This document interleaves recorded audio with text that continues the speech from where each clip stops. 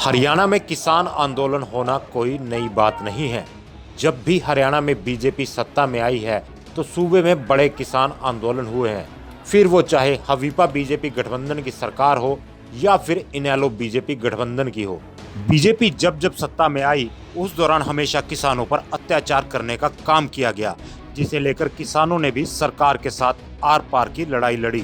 लेकिन पिछले 3 दशक यानी 1991 से मौजूदा 2020 तक के शासन की बात करें तो केवल भूपेंद्र सिंह हुड्डा ही एकमात्र ऐसे मुख्यमंत्री नजर आते हैं जिनके 10 साल के शासन में प्रदेश में कोई भी किसान आंदोलन नहीं हुआ।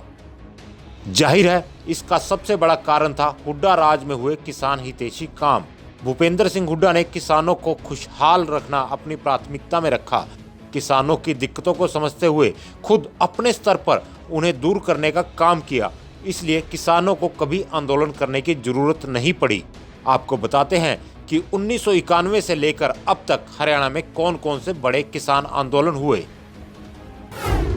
1991 में बिजली दरों में बढ़ोतरी को लेकर हुआ था किसान आंदोलन। निसिंग से शुरू हुए आंदोलन में किसान और पुलिस के बीच सीधा टकराव हुआ था। 1996 में हवीपा बीजेपी की सरकार में भी हुआ था किसान आंदोलन। बिजली के रेट और भिवानी में स्लैब सिस्टम को लेकर शुरू हुआ था आंदोलन। सतनाली से शुरू हुए आंदोलन ने भिवानी, बाढ़ड़ा, जींद, कैथल और हिसार में लिया था हिंसक रूप। उस समय के किसान आंदोलन के दौरान कई रेलवे स्टेशन पर लगी थी आग। 2002 में ओम प्रकाश चौटाला के शासन में भी हुआ था किसान आंदोलन। कंडेला गांव में किसानों और पुलिस के बीच हुआ था बड़ा टकराव। आंदोलन के दौरान पुलिस की गोली लगने से कई किसान हुए थे घायल। 2003 में कंडेला में फिर से हुआ था किसान आंदोलन। इस आंदोलन में जींद के गुलकनी गांव में पुलिस फायरिंग में 9 किसानों की हुई थी मौत। 2005 से 2014 तक भूपेंद्र सिंह हुड्डा के शासनकाल में नहीं हुआ कोई भी किसान आंदोलन।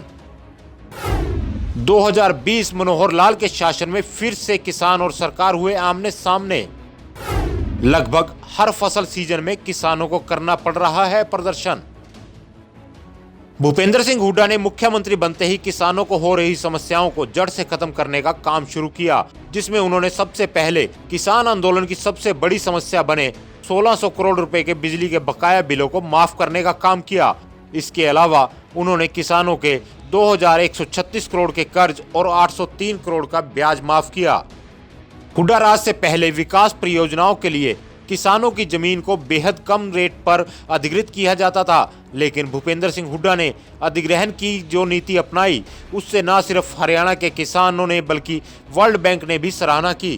किसानों को जमीन अधिग्रहण के बदले उचित मुआवजा, रॉयल्टी, बदले में प्लाट और अन्य कई लाभ दिए जाते थे।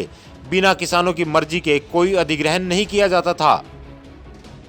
यही कारण है कि आज प्रदेश का किसान एक बार फिर से भूपेंद्र सिंह हुड्डा के शासन को याद कर रहा है, क्योंकि उसे हुड्डा राज अपना राज महसूस होता है।